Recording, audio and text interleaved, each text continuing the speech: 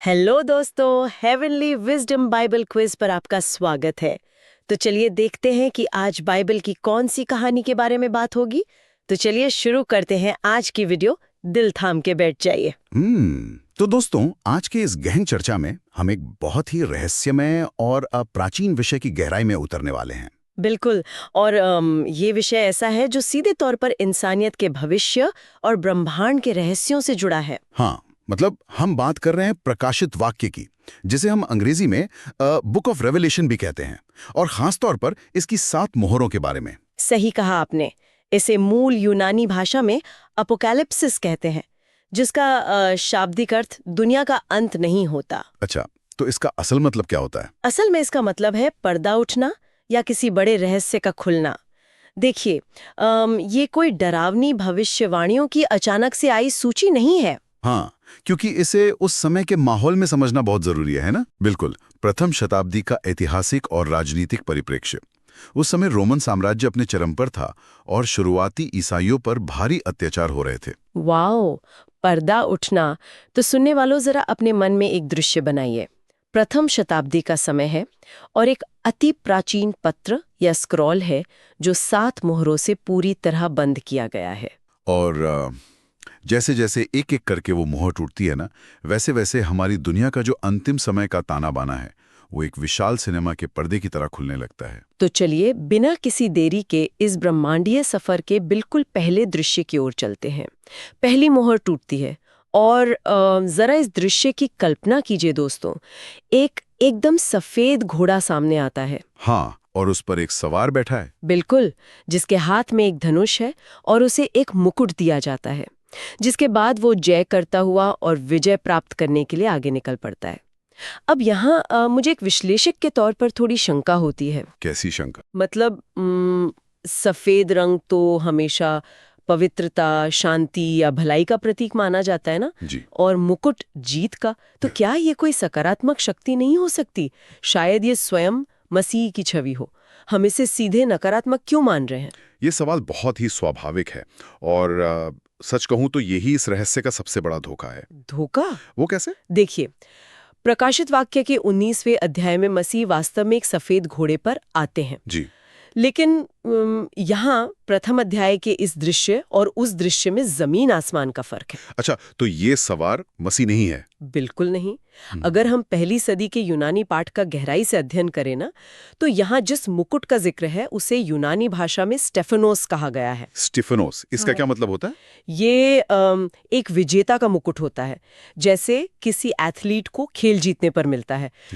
जबकि मसीह के सिर पर डायडेमा यानी असली राजशाही ताज होता है। ओह, ये तो बहुत बारीक लेकिन अहम अंतर है। हाँ, तो इसका मतलब ये सवार कोई मसीह विरोधी या एंटी क्राइस्ट है। कहीं कोई जिक्र नहीं है। हाँ, मैंने भी ये नोटिस किया। बिना तीर के धनुष का क्या काम? यही तो मुख्य बात है। प्राचीन रोमन साम्राज्य में उनके सबसे बड़े दुश्मन पार्थियन लोग थे, जो सफेद घोड़ों पर बैठकर धनुष चलाने में बहुत माहिर थे। मतलब रोमनों के लिए ये एक सीधा डर और खौफ का प्रतीक था। हाँ, लेकिन तीर न होने का अर्थ ये है कि ये सवार शुरुआत में कोई हिंसक युद्ध या खून खराबा नहीं करेगा। तो फिर वो दुनिया को कैसे जीतेगा? वो अपनी कूटनीति, अपने झूठे वादों और एक आकर्षक व्यक्तित्व से दुनिया को जीतेगा। ये एक झूठी शांति है दोस्तों। इंसानियत का वो दौर जहां एक ऐसा नेता उभरेगा जो बिना हथियार उठाए पूरी दुनिया पर छा जाएगा। बाप रे, ये तो रोंगटे खड़े कर देने वाली बात है। तबाही का सबसे पहला कदम कोई धमाका नहीं, बल्कि एक धोखा है। सही कहा। दुनिया सोच रही होगी कि आखिरकार शांति आ गई है, सब कुछ ठीक हो गया है, लेकिन असल में वो एक बहुत बड़े जाल में फंस रही होगी। और जब ये झूठी शांति का आवरण फटता है ना, तो हालात कितनी तेजी से बिगड़ते हैं, ये हम दूसरी मोहर के टूटने पर देखते हैं। बिल्कुल। दूसरी मोहर टूटते ही दृश्य अचानक से बदल जाता है। हाँ, सुनने वालों, अब जो रंग मैदान में उतरता है वो है लाल। एक खौफनाक लाल घोड़ा सामने आता है और इसके सवार को एक बहुत बड़ी तलवार दी गई है, जिसका सीधा सीधा काम है पृथ्वी पर से शांति को पूरी तरह से उठा लेना, ताकि लोग एक दूसरे को मार डालें। जो सफेद घोड़े की झूठी शांति थी वो अब खून खराबे में बदल चुकी है। लाल रंग हमेशा से रक्तपात और क्रोध से जुड़ा रहा है। लेकिन यहाँ इस बड़ी तलवार के प्रतीक को समझना बहुत जरूरी है। क्या ये युद्ध के मैदान वाली कोई बहुत विशाल तलवार है? नहीं, यही तो बात है। यूनानी भाषा में यहाँ जिस शब्द का प्रयोग हुआ है वो है मखायरा। मखायरा, ये कैसी तलवार होती है? ये युद्ध वाली भारी तलवार नहीं थी, बल्कि रोमन सैनिकों द्वारा इस्तेमाल की जाने वाली एक छोटी तलवार या डैगर थी। अच्छा, जिसका इस्तेमाल बहुत नजदीकी लड़ाई या हत्या के लिए किया जाता था। बिल्कुल सही। तो पृथ्वी से शांति उठने का मतलब सिर्फ दो देशों की सेनाओं के बीच का युद्ध नहीं है, ये उससे कहीं ज्यादा भयानक है।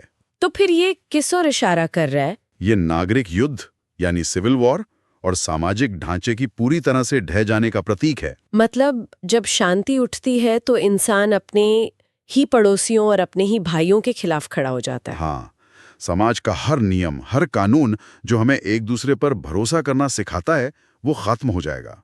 लोग एक दूसरे के खून के प्यासे हो जाएंगे। ये तो मानव जाति के मनोविज्ञान का सबसे अंधकारमय रूप है, जहाँ कानून और व्यवस्था हटते ही इंसानियत एकदम अपने आदिम और हिंसक रूप में आ जाती है। बिल्कुल। और जब समाज का ढांचा इस तरह टूटता है, जब हर तरफ खून खराबा होता है, तो उसका सीधा असर हमारी जीवन रेखा पर पड़ता है, जो हमें सीधे हमारी तीसरी मुहर की तरफ ले जाता है। तीसरी मुहर टूटते ही एक काले घोड़े की बहुत ही खौफनाक और लाचारी भरी तस्वीर हमारे सामने उभरती है। हाँ, इस घोड़े के सवार के हाथ में एक तराजू है, जो अकाल का एक बहुत ही स्पष्ट प्रतीक है। स्रोत में एक आवाज गूंजती है कि एक दिन के भोजन के लिए, जो कि केवल एक सेर गेहूं है, पूरे एक दिन की मजदूरी लग जाएगी। जिसे उस समय दिनार कहा जाता था। एक दिनार एक मजदूर की पूरे दिन की दिहाड़ी होती थी। दोस्तों, जरा इस आर्थिक पतन की कल्पना कीजिए। एक इंसान सुबह से रात तक कमर तोड़ मेहनत करेगा और बदले में बस इतना मिलेगा कि वो जिंदा रह सके। ये सामान्य से 10-12 गुना ज्यादा महंगाई, या जिसे हम हाइपर इन्फ्लेशन कहते हैं, उसका भयानक रूप है। लेकिन इस पूरी मोहर में एक लाइन है जो मुझे बहुत अजीब लगी। आवाज कहती है कि तेल और दाख मधु को हानि न पहुंचाना। हाँ, ये निर्देश सच में समझ से परे लगता है ना? बिल्कुल। जब इतना भयंकर अकाल है तो तेल और दाख मधु यानी वाइन को क्यों बचाया जा रहा है? यहीं पर पहली सदी की ऐतिहासिक और कृषि पृष्ठभूमि हमें एक बहुत बड़ा रहस्य समझाती है। देखिए, गेहूं और जौ की जड़ें जमीन में बहुत उथली होती हैं। अच्छा, मतलब वो मिट्टी की ऊपरी सतह पे ही होती है। हाँ, तो जब सूखा पड़ता है या कोई सेना खेतों को जलाती है, तो आम आदमी की ये मुख्य फसल सबसे पहले नष्ट होती है। ओह, और जैतून के पेड़ और अंगूर की बेलों का क्या? उनकी जड़ें बहुत गहरी होती हैं, तो वो आसानी से नष्ट नहीं होती। और उस समय तेल और दाख मधु अमीरों और विलासिता के प्रतीक थे। तो इसका मतलब ये मुहर दुनिया के सामने एक ऐसी भयंकर आर्थिक असमानता का दृश्य रख रही है जहां संकट में आम इंसान मर रहा है। बिल्कुल, आम इंसान रोटी के टुकड़े के लिए तड़प रहा होगा, लेकिन ताकतवर और अमीर लोगों की विलासिता और उनके संसाधन एकदम सुरक्षित रहेंगे। ये तो सिर्फ मौसम का अकाल नहीं है, बल्कि इंसान द्वारा पैदा किया गया एक क्रूर आर्थिक अन्याय है। सही कहा। और ये आर्थिक असमानता का दृश्य हमारी आज की दुनिया के कई संकटों से कितना मेल खाता है, ये सोचने वाली बात है। सच में। लेकिन मुझे लगता है कि चौथी मोहर जो लेकर आती है वो इन सबसे ज्यादा खौफनाक है। क्योंकि चौथी मोहर में जो तबाही है वो अपनी चरम सीमा पर पहुंच जाती है। जब चौथी मोहर टूटती है तो एक पीला सा घोड़ा सामने आता है। स्रोत के अनुसार इस सवार का नाम ही मृत्यु है। और सबसे भयानक बात यह है कि अधोलोक यानी नर्क ठीक उसके पीछे पीछे चल रहा है। जैसे मृत्यु अपना काम करते हुए इंसानों के शरीर को मार रही हो और अधोलोक एक विशाल कब्र की तरह उनकी आत्माओं को समेटने के लिए पीछे चल रहा हो। और इसका प्रभाव इतना बड़ा है कि पृथ्वी की 1/4 आबादी मार डाली जाती है। 1/4? ये मानव इतिहास की किसी भी आपदा से बहुत बड़ा आंकड़ा है। इस चौथी मोहर के रंग का क्या महत्व है? मूल यूनानी भाषा में इस रंग के लिए क्लोरोस शब्द का इस्तेमाल किया गया है। क्लोरोस? हाँ, ये कोई साधारण पीला रंग नहीं है। ये एक सड़े हुए मृत शरीर का वो पीला हल्का हरा रंग है जो बीमारी और महामारी को दर्शाता है। ओह, ये तो सुनते ही सिहरन पैदा कर देता है। और स्रोत कहता है कि तबाही 4 अलग-अलग तरीकों से आती है: तलवार, अकाल, महामारी और जंगली जानवरों के द्वारा। यह चौथा तरीका, जंगली जानवरों का हमला, एक बहुत ही गहरा प्रतीकात्मक अर्थ रखता है। ये थोड़ा अलग लगता है बाकी तीनों से। इसका क्या मतलब है? जब मानव सभ्यता, उसके शहर, उसके कानून और सुरक्षा व्यवस्था पूरी तरह से चरमरा जाती है, तो प्रकृति वापस हावी होने लगती है। मतलब वीरान शहरों में जंगली जानवर घुस आते हैं, जहां कभी इंसान का राज हुआ करता था। हाँ, यह इस बात का स्पष्ट संकेत है कि सृष्टि पर इंसान का जो नियंत्रण था, वो पूरी तरह से छिन चुका है। इंसानियत अपनी बनाई हुई सुरक्षा के भ्रम से बाहर निकालकर प्रकृति और न्याय के सबसे कठोर रूप के सामने खड़ी कर दी गई है। बिल्कुल। अब तक हमने देखा कि चारों घोड़ों ने दुनिया के हर कोने को अंधकार से भर दिया है। पृथ्वी पर चारों तरफ मृत्यु का खुला तांडव चल रहा है। लेकिन सुनने वालों, यहाँ से ये पूरी चर्चा एक बहुत ही अप्रत्याशित और गहरा मोड़ लेती है। क्योंकि पांचवी मोहर टूटती है और अचानक हमारा दृश्य पृथ्वी के इस भयंकर तबाही से उठकर सीधे एक आध्यात्मिक आयाम की ओर मुड़ जाता है। सही कहा, दृश्य अब स्वर्ग की ओर मुड़ जाता है। अब यहाँ कोई घोड़ा नहीं है, कोई विनाश नहीं है। दृश्य में एक वेदी है और उसके नीचे हम उन लोगों की आत्माओं को देखते हैं जो परमेश्वर के वचन और अपनी सच्ची गवाही के कारण वध किए गए थे, जो अपने विश्वास के लिए शहीद हुए थे। वे न्याय की पुकार कर रहे कि हे स्वामी, तू कब तक न्याय न करेगा और पृथ्वी के रहने वालों से हमारे लहू का पलटा न लेगा।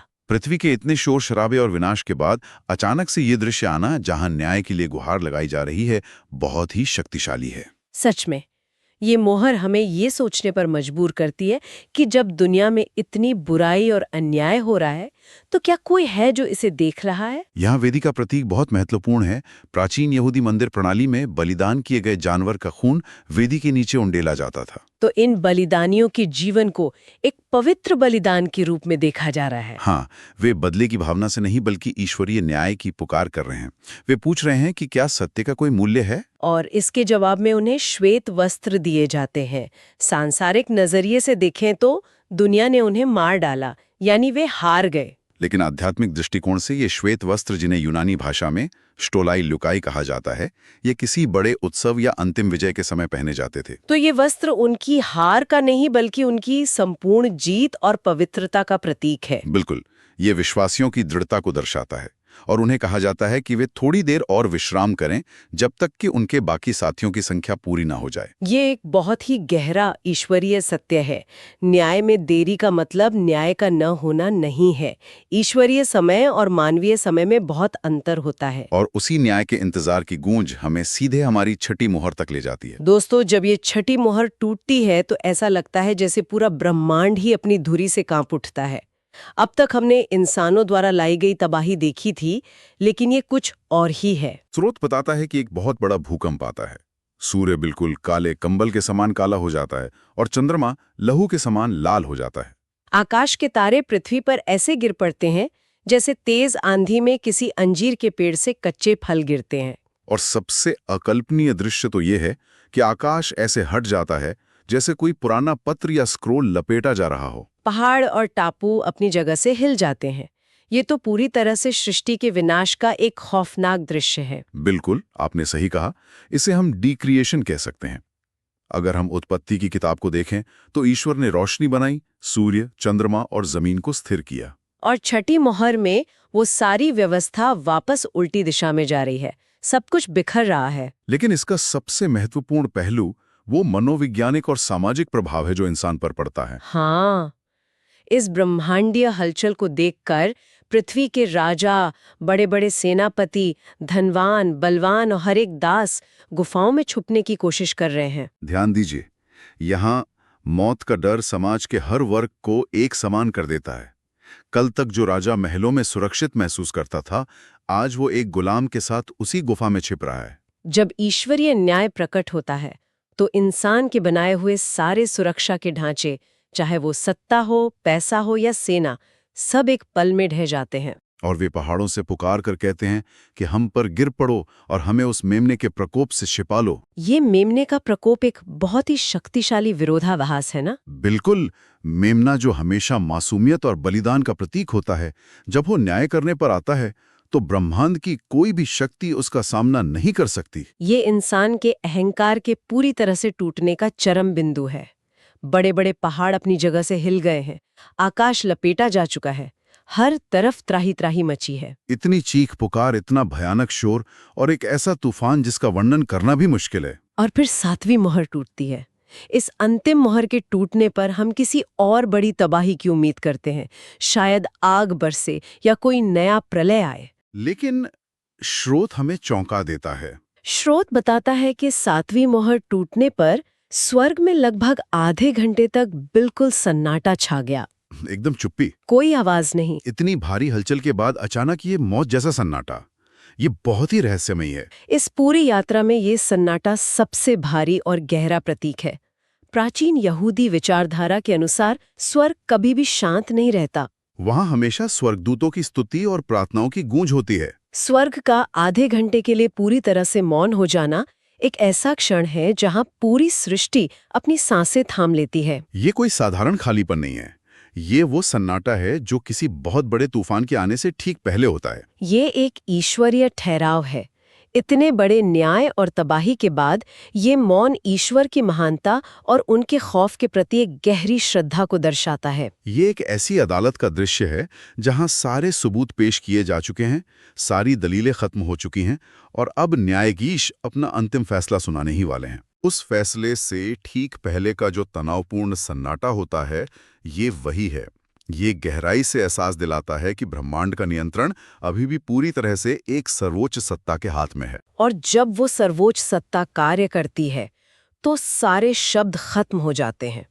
क्या अद्भुत और रोंगटे खड़े कर देने वाला सफर रहा है ये। एक झूठी शांति से शुरू होकर युद्ध, अकाल, महामारी, शहीदों की पुकार, ब्रह्मांड के हिलने से लेकर स्वर्ग के उस गहरे सन्नाटे तक। हमने देखा कि कैसे मानव इतिहास की परतें खुलती हैं और हमारी बनाई हुई दुनिया की असलियत सामने आ जाती है। और अगर हम इस पूरे प्राचीन और रहस्यमयी दर्शन से आज के जीवन के लिए कोई गहरा पाठ सीखना चाहें, तो वो हमें 5वीं मोहर के उन बलिदानियों से मिलता है। बिल्कुल। भले ही बाहर की दुनिया में युद्ध हो, आर्थिक पतन हो या चारों तरफ उथल पुथल मची हो, लेकिन न्याय और सत्य अंततः ईश्वरी नियंत्रण में है। श्वेत वस्त्र इस बात का प्रमाण है कि चाहे परिस्थितियां कितनी भी भयंकर क्यों न हो, सत्य और अपनी गवाही पर दृढ़ रहने वालों की आत्मा कभी नहीं हारती। जीवन के सबसे अंधेरे दौर में भी विश्वास को थामे रखना ही इंसान की सबसे बड़ी आध्यात्मिक विजय है। बहुत ही गहरी बात है ये।